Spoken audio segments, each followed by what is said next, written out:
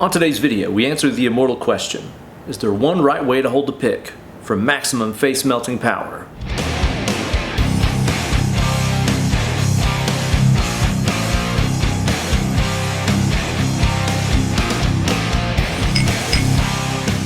Hey there kids, it's your good buddy Uncle Ben, and in this video, I'm not even going to attempt to do the whole typical YouTuber thing where you've got to wait till the end of the video to see the results or find the answers or whatever. I'm not going to bury the lead, I'm just going to tell you, there is no one right way to hold the pick. It's whatever works the best for you. It's just like I told my wife on our honeymoon night. As long as it feels smooth and doesn't hurt, just do whatever you want. And so far that's worked out mostly okay for me. Now, the whole reason I'm doing this video is because I got a question from my lovely and loyal Patreon supporter Seth over on my Patreon page at patreon.com/BenEllerGuitars, the greatest place on the entire interweb.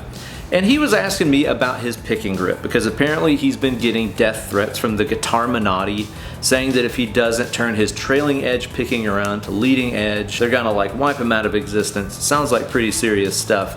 But honestly, I don't feel like it has to be that big of an issue, and I'm gonna show you guys why today. And speaking of Patreon, the next video very well could be me answering your question if you sign up today over there, even for just $1 a month. It's gonna get you all kinds of bonus videos, downloadable tabs, backing tracks, and so much more. So sign up today, patreon.com/BenEllerGuitars. Gear-wise for this video, I'm going to be using my lovely Jackson Soloist here with the hardtail and the OMG pick-em-ups. I got that shredding through the Fractal Audio Axe FX 3. And to give you guys the most insightful watching experience, I'm going to be using my Troy Grady Cracking the Code magnet camera mount so you can see down the barrel and check out what my picking hand is doing.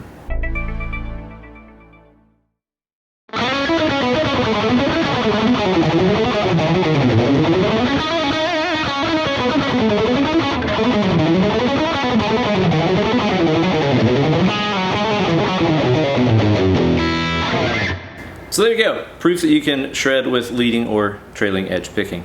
Let's talk about the difference between the two so you'll know what the hell I'm talking about. Okay, so most players out there are leading edge players. That means that we tend to do our downstrokes with the side of the pick that faces the outside edge of the pick, like that right there.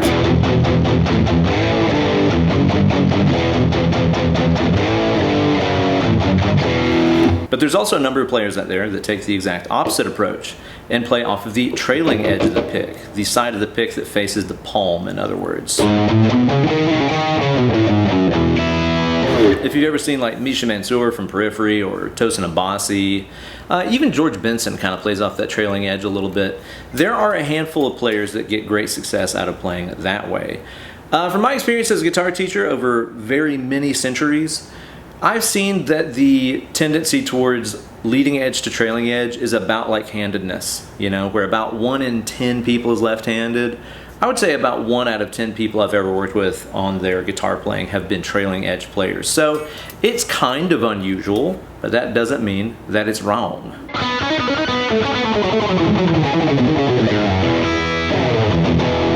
Now I have to confess that just like how teachers used to treat left-handed people in schools, I did initially try to train this out of students that I saw that naturally picked up the pick and played this way. I have my own theories as for why one player might prefer one or the other. We'll get to that later on. But I used to see players play like this and try to educate them to play like me on the front edge of the pick.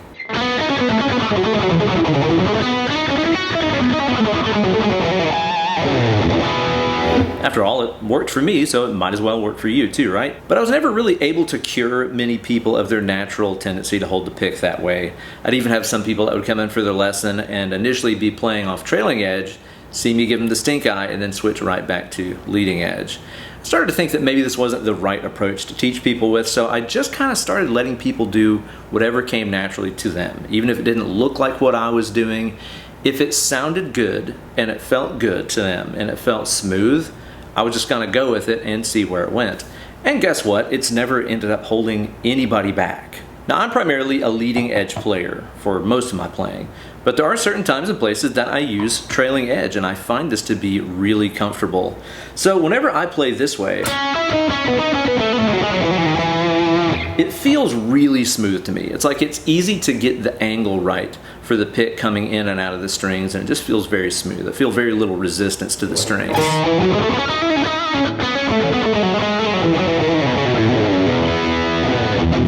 really not much anything I can't do with trailing edge that I can do with leading edge, except for a few little tiny things. But you'll notice that whenever I play this way, I automatically kind of find that downward pick slanting angle naturally. I talk about this 100 times on my channel. It's another Troy Grady-ism. Downward pick slanting is that system used by Yngwie and Bonamassa and Zakk Wylde and tons of other hunks. And basically what it means is that your downstroke kind of goes in the strings and your upstroke pops out of the strings. And I think this is really easy to do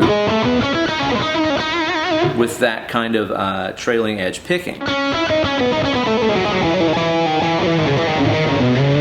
And that enables me to do certain things really easily, like down to down economy picking, or upstroke string changes at really high speeds.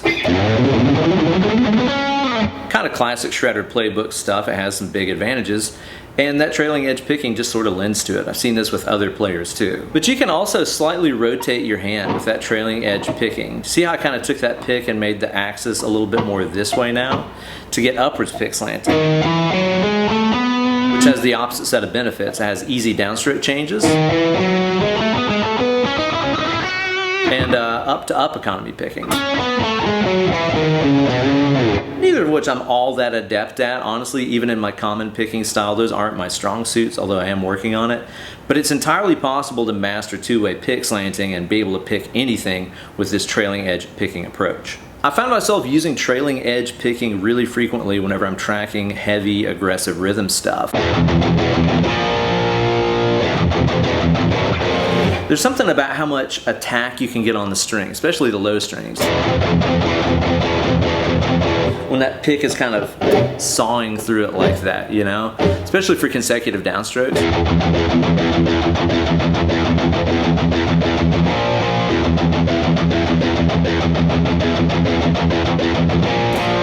I find that to be really comfy. There's something about the way it just naturally comes out and away from the strings. It's very similar to that James Hetfield outstroke technique I've talked about before, where the pick doesn't really go down, it goes out. Something about this just feels very low resistance to me. And again, I like the sound.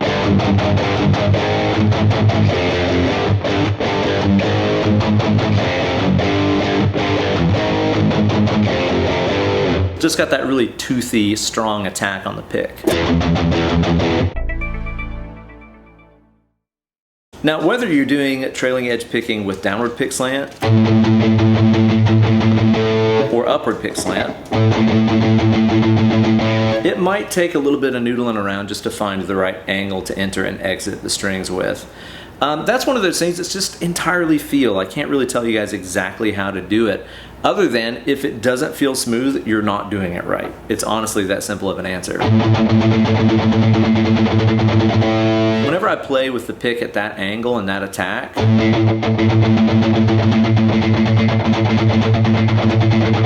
I don't feel like there's any resistance of me cutting through the string. Now, if I did a different angle where the pick was maybe going more up and down, but my pick grip is still the same, you can see, hear, and feel there's tons of resistance there. It's just not right. So experiment around with trying to find the correct angle for yourself that matches your picking and offers little resistance. If it feels smooth, you're on the right track. It's actually that simple.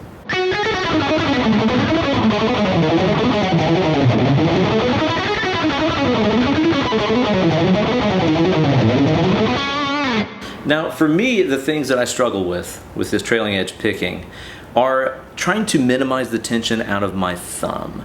There's something about that grip that kind of encourages me to press too hard with the thumb, and especially this area down here at the base of the thumb ends up getting fatigued a little bit. So I'm still trying to find the right amount of tension to use with the thumb to hold the pick in place while not exhausting myself. I never struggle with that with my leading edge picking because I've just found how much tension I need on the thumb. So I never drop the pick or anything, but I also never wear myself out. I just kind of have to find that with this picking style, and I haven't gotten there yet, probably because I don't practice it very consistently. One thing that I'm sure you've already noticed here too is that I go for a 3-fingered grip whenever I'm doing this trailing edge picking. Whenever I'm doing my leading edge picking, I kind of hold the pick between the thumb and first finger, But with this grip, I tend to get that middle finger in there as well. Kind of James Hetfield style also. Something about that grip just feels really comfy to me, and I have my theories about why, and you might experience this as well, so be sure to stay tuned for that. But this just really has a good feel to me. It provides a good amount of grip on the pick, and still feels really smooth. Speaking of that thumb, this seems like a good time to point one thing out about basic anatomy and physiology. I have noticed that a lot of players that are primarily trailing edge pickers tend to have a really intense case of hitchhiker thumb, where that last knuckle of the thumb really bends back a lot. Tosin's is really far back. That guy has got the maximum hitchhiker thumb angle. Mine doesn't at all. Mine is very straight. Maybe that's why I build up that extra tension in the thumb whenever I'm doing this picking style, because my thumb is just straight like that. It's like a family trait. Your experience with that may vary, but I find that the hitchhiker thumb and trailing edge picking tend to go hand in hand.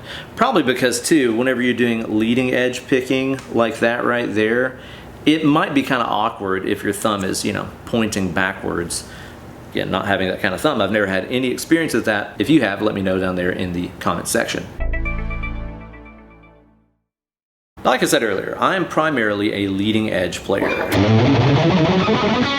But there are times that I strategically practice with trailing edge very deliberately. For me, the reasoning is, this being my standard technique, it's really easy to kind of fall asleep at the wheel and become unaware of what my motions and actions really are. This is my everyday driver, so everything just kind of feels normal, so to speak. So if I'm working on something tricky, like maybe a really difficult picking pattern or whatever, if I use my standard technique, it's kind of like flying blind sometimes. It just all feels normal, so it's hard to adjust anything or correct anything. But whenever I practice with a technique set I'm less comfortable with, like this trailing edge thing, it all kind of feels new, and it makes me very aware of my motions and the actions my muscles are doing to direct the pick in certain ways. To me, it's really similar to like driving somebody else's car. You're in your own vehicle, you know exactly, where the dial is for the radio and where the gear shift is and the steering wheel and all that jazz. You don't even think about it, right? You just get in and drive. But if you have to drive a friend of yours' car and you get in it, everything is slightly different. You're suddenly way more aware of everything that you're doing just because it's kind of uncomfortable. So for me, whenever I'm getting stuck on something, sometimes I deliberately put myself in an uncomfortable, unfamiliar technique set just because it wakes me up.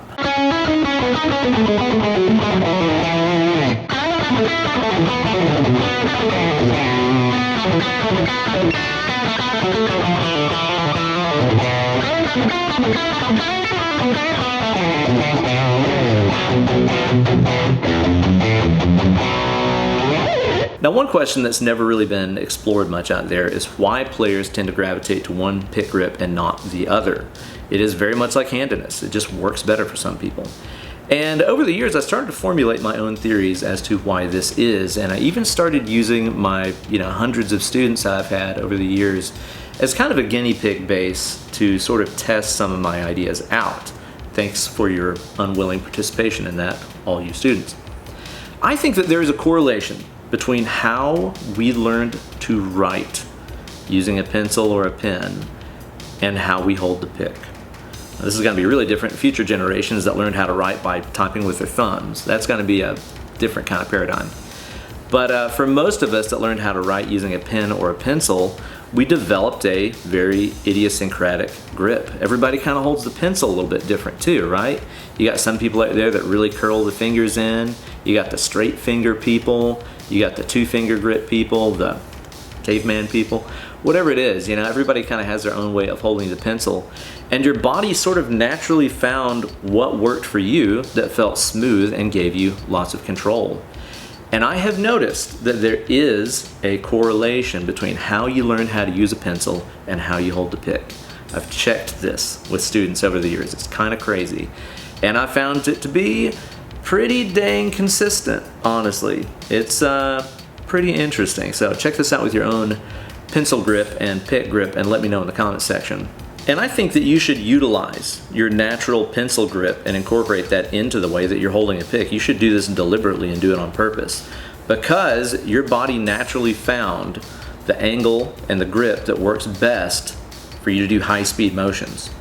Your picking hand is already fast as hell, and I can prove it to you. Use whatever your natural pencil grip is and scribble. Right? Anybody can do that. And honestly, that's like beyond Slayer speed scribbling. If you translated that to alternate picking, that's beyond Angel of Death speed. It's really fast. That's past Paul Gilbert speed. I learned about this from, guess who? Troy Grady. So all the credit goes to him for that scribble example. But this is really interesting. Imagine if you could replace the pencil with your pick. And imagine you could hold it the same way. Obviously, it's a little different because a pencil is round and a pick is not. But imagine you could mimic that grip that you're doing and find that same scribble angle. Find the angle where you can scribble with that thing, just like you're holding a pencil. Use the physical knowledge you already have of how you learned how to color as a kid, you know? And then just imagine if you could repurpose that same grip into scribbling on the strings.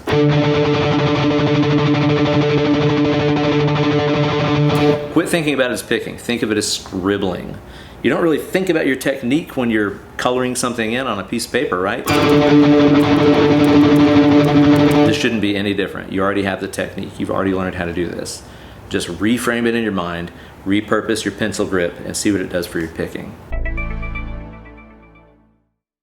So there you go, guys. A deep dive into a rarely discussed topic in the world of wild stringdom, trailing edge picking. It sounds awesome. It feels awesome for some people. If it doesn't for you, don't. If it feels smooth, go for it. That is the real rule at the end of the day, and I know many other players that tell you the same thing. Don't try to mimic how Guthrie Govan holds his pick. Don't try to mimic how Marty Friedman holds his pick. Don't try to mimic any of these guys. Try to find what works best for you the same way that you intuitively learn how to hold a pencil.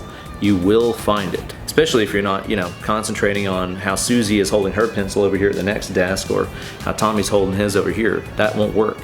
Find what works well for you, and as long as it feels smooth and it doesn't hurt, go for it. Floor it. Huge shout out to my man Seth for suggesting this topic. The next video could be an answer to your question. So sign up today over to that Patreon page, patreon.com/Ben Eller Guitars.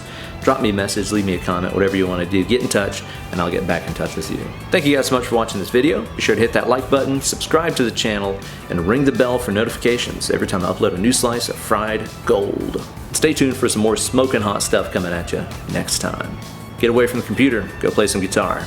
Less clicking, more picking.